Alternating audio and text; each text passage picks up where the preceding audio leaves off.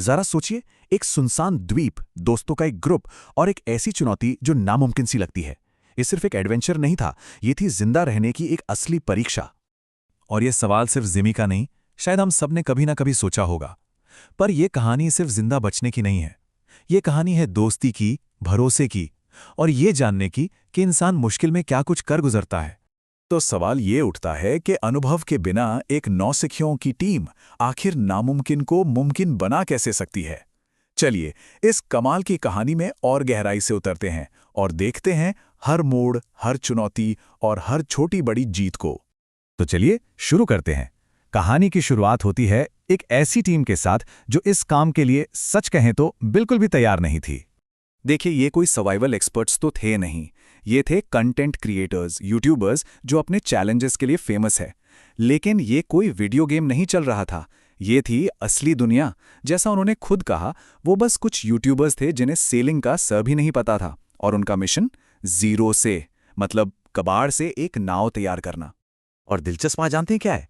पूरी टीम में सिर्फ एक बंदा था, हासे, जिसे नाव बनाने का थोड़ा बहुत, मतलब कच्चा पक्का सा आइडिया था। बाकी सबके लिए ये सब बिल्कुल नया था। और यहीं से टीम की पूरी केमिस्ट्री सेट हो गई।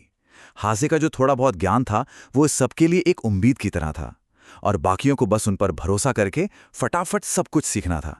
तो अब आते हैं असली काम पर, यानी नाव बनाने पर। देखिए, जब आपके पास कुछ भी नहीं होता ना, तो आपकी क्रिएटिविटी ही आपका सबसे बड़ा औजार बन जाती है। और इस टीम के लिए उनका कैनवस था समंदर किनारे फैला हुआ कचरा। तो मिशन था नाव बनाने के लिए सामान जुटाना। और ये काम आसान तो बिल्कुल नहीं था। सोचिए, उन्हें जहरीले सांपों और मकड़ियों से भरे जंगल में घुसकर बांस काटना था, हर कदम पर खतरा। इसके अलावा समंदर के किनारे से भारी भरकम बैरल और प्लास्टिक के कंटेनर ढूंढ ढूंढ कर लाने थे। और टारगेट क्या था? इतना सामान इकट्ठा करना जो 1000 पाउंड से ज्यादा वजन उठा सके। इस बड़े काम को उन्होंने 4 जरूरी हिस्सों में तोड़ा। पहला स्टेप, ऐसी चीजें ढूंढना जो नाव को तैरा सकें, जैसे बैरल और कंटेनर। दूसरा स्टेप, बांस को रस्सियों से कसकर एक मजबूत फ्रेम बनाना। तीसरा और शायद सबसे जरूरी, फ्लोट टेस्ट पास करना। ये एक तरह से कॉन्सेप्ट का प्रूफ था कि हाँ, उनकी मेहनत सही दिशा में है। और चौथा और आखिरी स्टेप था कबाड़ से ही पाल और चप्पू तैयार करना, ताकि नाव को आगे बढ़ाया जा सके।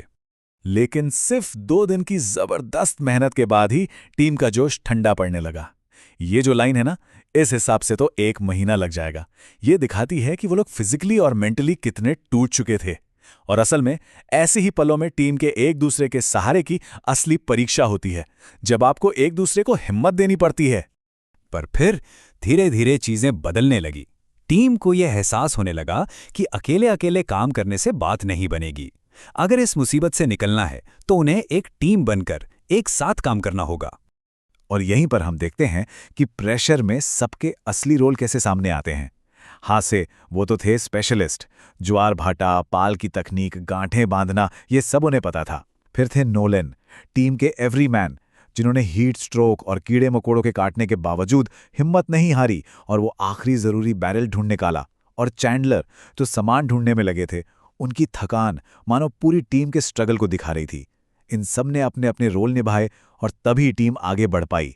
ये जो एहसास था ना कि हम सबको मिलकर काम करना होगा, ये तब और पक्का हो गया जब टीम का एक मेंबर गर्मी की वजह से लगभग बेहोशी हो गया था। यही वो पल था, वो टर्निंग पॉइंट, जिसने लड़कों के एक ग्रुप को एक असली टीम में बदल दिया। और फिर आई उनकी पहली बड़ी जीत, वो पल जब उनके बनाए हुए फ्रेम ने फ्लोट टेस्ट पास कर लिया। अरे, उस एक पल की खुशी ने उनके सारे टूटे हुए हौसले जोड़ दिए। वो सिर्फ एक लकड़ी का ढांचा नहीं था जो तैर रहा था, वो उनकी उम्मीद थी जो पानी पर तैर रही थी। ठीक है, तो नाव बन गई, लेकिन असली इम्तिहान तो अब शुरू होना था। खुले समंदर में एक खतरनाक सफर। और ये सिर्फ जिस्मानी ताकत का टेस्ट नहीं था, ये उनके दिमाग और हिम्मत की भी आखिरी परीक्षा थी। और ये 12 घंटे का सफर किसी रोलर कोस्टर राइड से कम नहीं था। सोचिए, सफर शुरू होते ही पहला चप्पू टूट गया।